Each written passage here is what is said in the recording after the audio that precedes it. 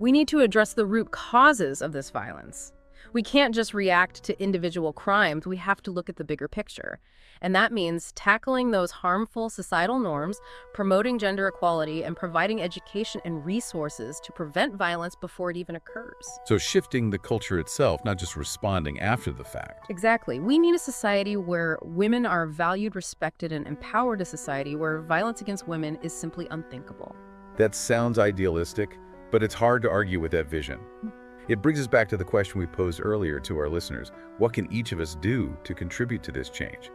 Where do we even begin to tackle such deeply ingrained issues? It starts with awareness. We have to educate ourselves and others about the prevalence and the very real impact of gender-based violence.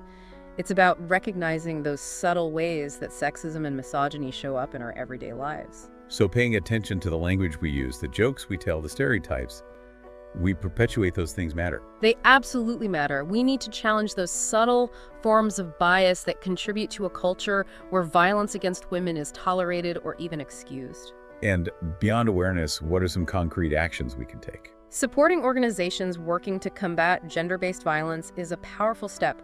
Donating to shelters, volunteering your time, spreading awareness about their work, those actions make a real difference.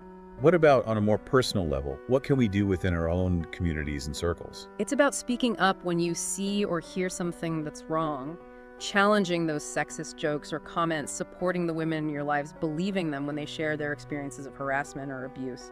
Creating a culture of accountability where we don't just turn a blind eye to these issues? Exactly. And having empathy, listening with open hearts, creating safe spaces for women to share their stories and access support. These are the building blocks of a more just and equitable world.